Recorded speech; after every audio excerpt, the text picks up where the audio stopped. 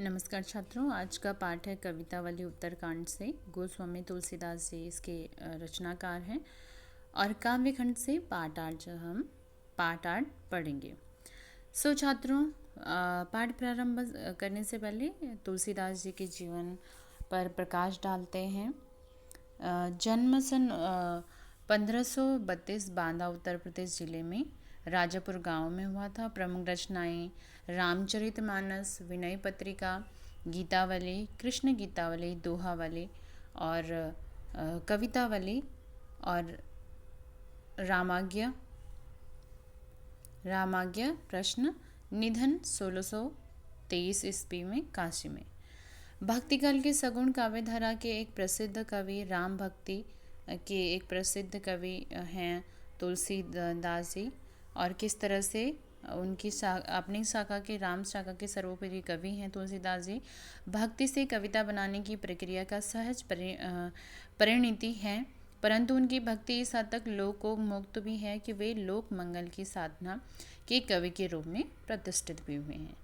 यह बात न सिर्फ उनके काव्य संवेदना से हमें पता चलती है, वरन उनकी जो काव्य भाषा है इससे भी हमें पता चलता है।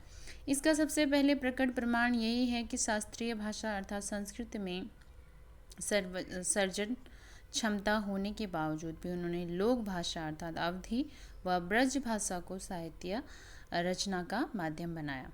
जिस प्रकार उनमें भक्त और रचनाकार का द्वंद्व है, उसी प्रकार शास्त्र व लोक का द्वंद्व भी है, जिसमें संवेदना की दृष्टि से लोक की ओर वे झुके हुए हैं। साथ में उन्होंने अपनी भाषा में पूर्ण रूप से न्याय किया है। अपनी लोक भाषा को उन्होंने जो लिया उसमें पूर्ण रूप से न्याय किया है और यही उनकी विशेषता भी है। दार्शनिक और लौकिक स्तर पे भी बहुत प्रकार के द्वंद्वों के चित्र उनकी रचनाओं में मिलते हैं और समन्वय की ऊपरी विभिन्नता में निहित एक मानवीय सूत्र को उपलब्ध करा के संसार में एकता व शांति का मार्ग भी उनकी रचनाओं के माध्यम से प्राप्त होता है। आगे क्या करें, तुलसीदास जी के लोकशास्त्र में गहरी समझ थी। वो लोक शास्त्र को बहुत अच्छे से जानते थे तथा जीवन और जगत की किस तरह व्यापारिक अनुभव को भी जानते थे। मार्मिक प्रशंसों को से भी वो अचूक नहीं रहे हैं। राम भक्त कवि थे, परंतु अपनी रचनाओं में उन्होंने तत्कालीन आर्थिक और सामाजिक स्थिति को भी अच्छे से दर्शाया है। रामचरितमानस यह हिंदी व अद्वितीय महाकाव्य बनकर उभरा है और विश्व प्रसिद्ध लोकप्रियता के पीछे सीताराम कथा की अधिक संवेदना और समाज की नैतिक बनावट की समझ है। उनके सीताराम ईश्वर की अपेक्षा तुलसी के दर्शन काल और देश काल के आदर्शों के अनुरूप किस तरह से मानवीय धरातल में पुनः उसे क्या करती है, चित्रित करती है। आगे क्या लिखने, गोस्वामी जी ग्रामीण व कृषक संस्कृति तथा रक्त संबंध की मर्यादा पर आदर्शीकृत गृहस्थ जीवन के चिचेरे कवि भी हैं। तुलसीदास इस अर्थ में हिंदी के जातीय कवि हैं कि अपने समय में हिंदी क्षेत्र में प्रचलित सारे भावात्मक काव्य भाषाई तत्वों का प्रतिनिधित्व भी वे करते हैं। इस संदर्भ में उन्होंने विचार भी प्रस्तुत किए हैं। अपने काव्य रूप में छंद और काव्य भाषा की जो बहुल समृद्धि उनको दिखाती है वो अद्वितीय है। तत्कालीन हिंदी क्षेत्र में दोनों काव्य भाषाओं में, चाहे वो अवधी ले लें चाहे वो ब्रज ले लें, तथा दोनों संस्कृति बनाते हैं। उपमा अलंकार के क्षेत्र में जो प्रयोग किस तरह से उन्होंने वैशिष्ट्य कालिदास की पहचान है, वही पहचान सांग रूपक के क्षेत्र में तुलसीदास जी की भी है।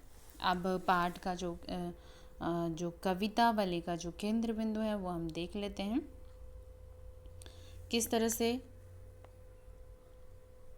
कवितावली का जो केंद्र बिंदु है।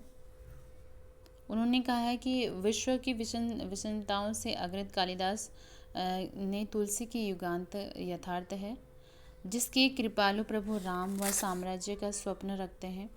युग और उसमें अपने जीवन का वह न सिर्फ उनमें गहरा बोध है, बल्कि उनकी अभिव्यक्ति को भी उन्होंने उकेरा है।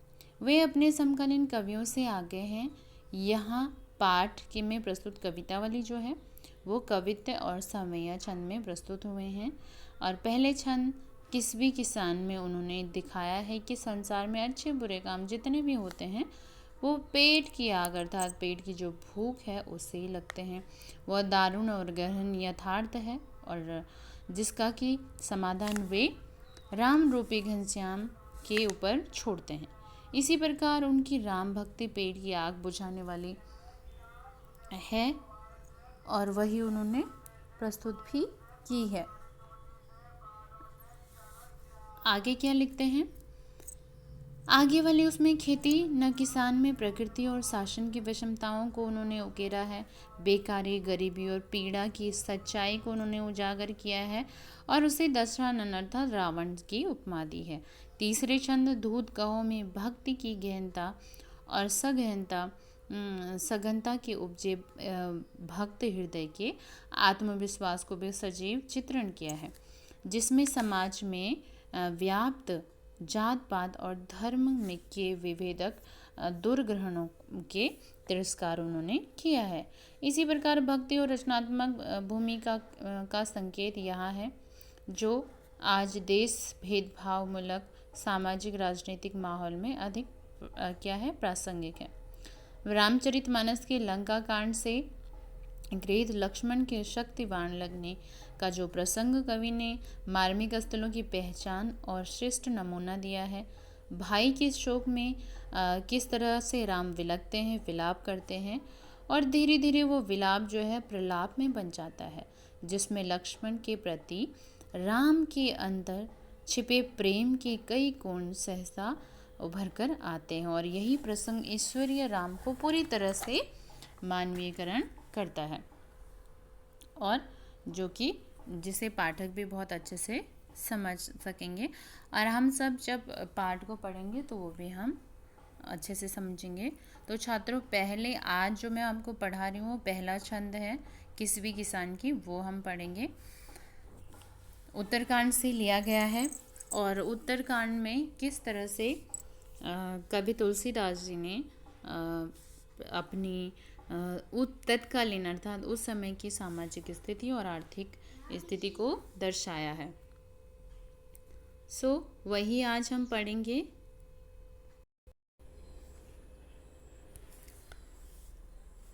छात्रों, सबसे पहले कविता वाले उत्तरकांड पढ़ते हैं।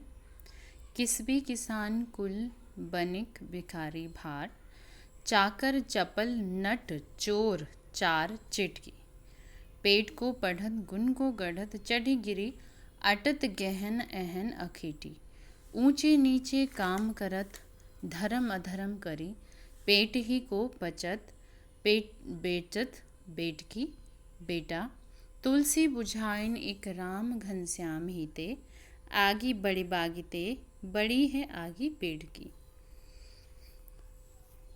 छात्रों, सबसे पहले भावार्थ जानने से पहले शब्दार्थ हम देख लेते हैं। किसवी, किसवी का अर्थ होता है धंधा, काम या श्रमिक, जिसे हम कह सकते हैं। किसान कुल अर्थात कृषक वर्ग, किसान वर्ग। बनिक, बनिक अर्थात व्यापारी, ठीक है। भिखारी, भीख मांगने वाला, ठीक है। और भाट, भाट किसे कहते थे?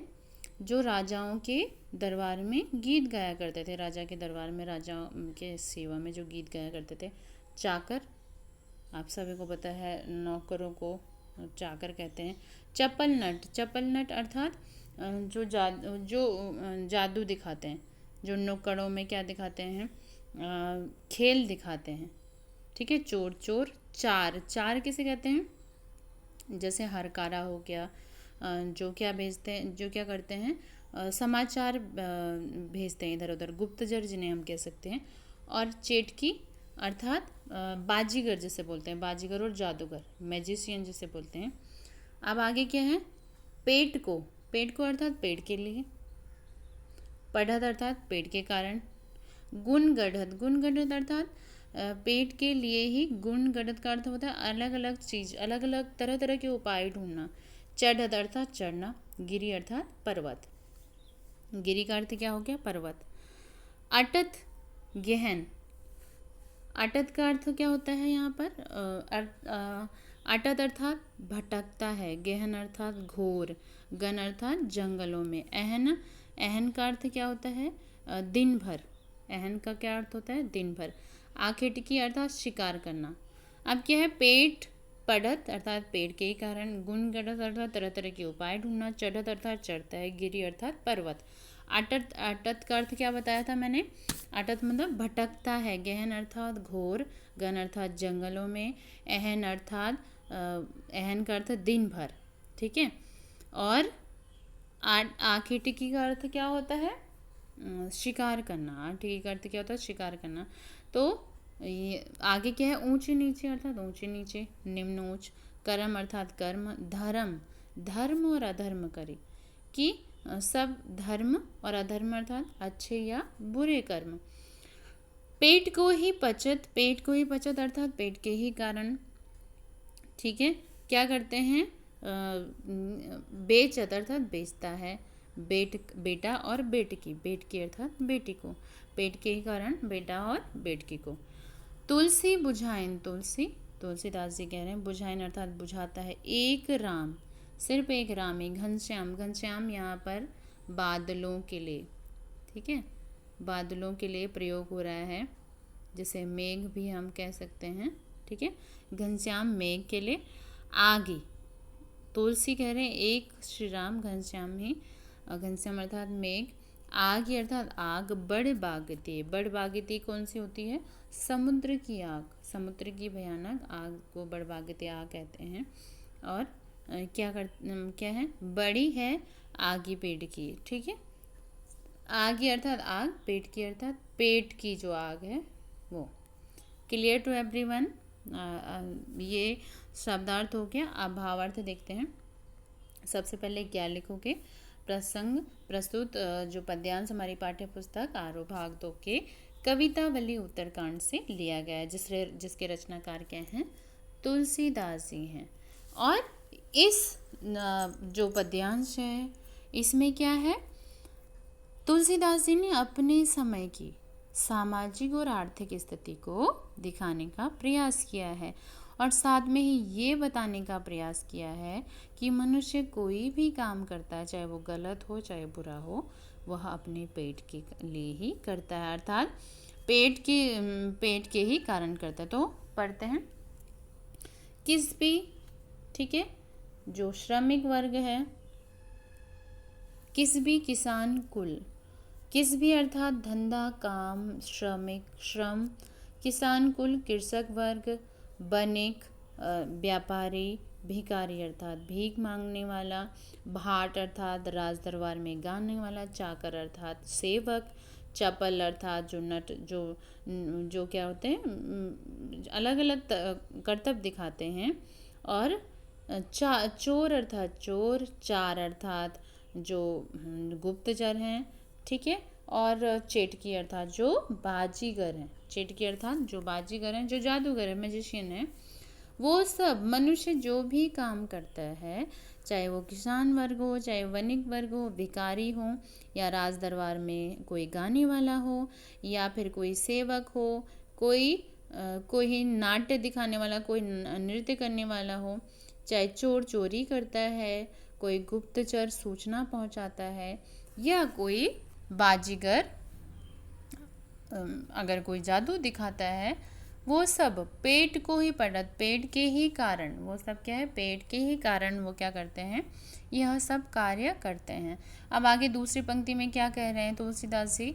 कि पेट के ही कारण, पेट की भूख के ही कारण क्या करता है? गुण गढ़त, गुण अर्थात गुण, गुण ग्रहण करना, अलग अलग उपाय, दूसरा इसका शब्दों में अर्थ है कि पेट के ही कारण मनुष्य अलग अलग उपाय ढूंढता है, अलग अलग उसे कर्तव्य सूझते हैं, अलग अलग चीज़ों को वो ग्रहण करता है, चाहे वो अच्छे हों बुरे हों।